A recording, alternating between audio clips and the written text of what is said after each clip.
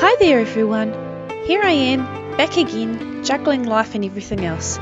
Here is another work of me testing out Fire Alpaca, this new drawing program I am testing as an alternative to Sai, and I must say, it's interesting how my style is becoming interpreted across. I'm going to try and be doing more works of this new program in future, but these next few weeks are going to be really full on for me, so no prizes or promises as to how things are going to turn out. Today I'm going to be answering a couple of questions, just because I couldn't decide on just one. And this first one goes, would you feel bad if someone refused to date you for your race? And my answer is, yeah, I guess. Probably a little if they're someone I like, I'm not going to lie. But at the end of the day, it's not like I can stand there going, you must date me and no one else. Honestly, I see these people on the internet.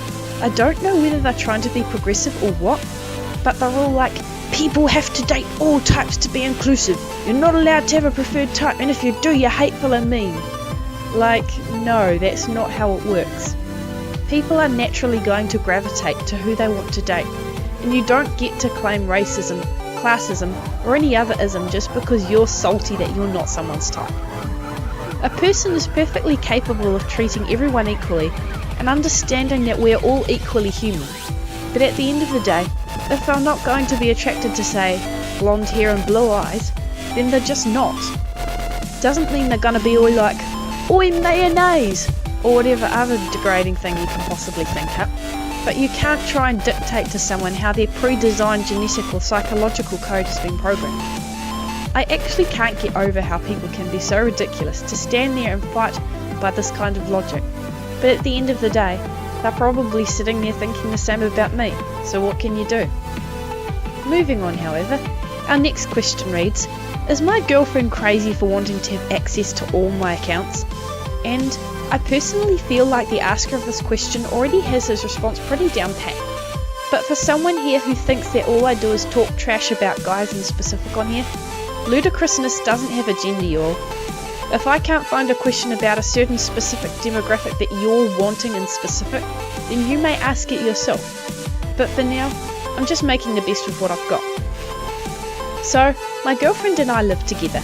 We have a house, share bills, and have a pretty good life. But recently, she has been demanding my passwords to things like bank accounts, Instagram and Facebook. I told her she may look at my accounts all she'd like, but she cannot have full-on access because they are my accounts.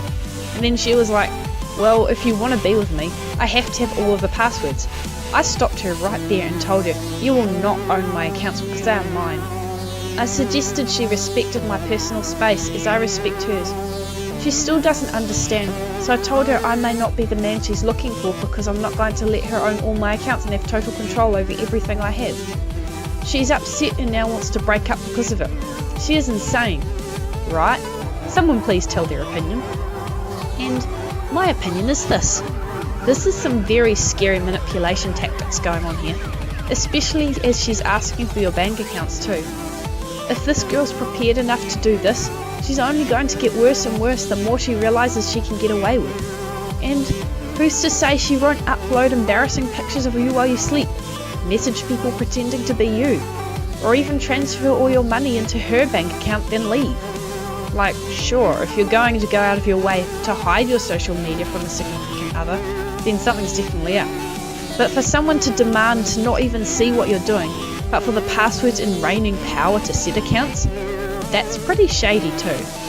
If you honestly have that little trust in your supposed partner, then don't even be with them in the first place. I bet you wouldn't be okay if they were trying to do the same thing to you. I hear of these such nasty cases every now and again, where chicks will just go and do whatever because they're cute and they think they can get away with it, and because it's always the guy who abuses, gets framed, or commits some horrible wrongdoing that the woman by default can do no wrong. And don't think for 1 second here that I'm trying to elevate one gender and downplay another, because I'm not. But one thing I hate even more than people not getting treated right is for others to come along and play off that, and this is partially what I feel some chicks do today. And notice how I said some chicks, because to just assume that one group of people in its entirety is to blame for simply everything is nothing less absurd. And while I'm here and ranting, I hope you're listening in on this not all manners. We see how you try and detract from important issues being talked about just because you need that constant pat on the back regarding your fragile masculinity and gender as a whole. We see you and we're judging you harshly for it. I hope these questions have helped some, and if nothing else, amused others.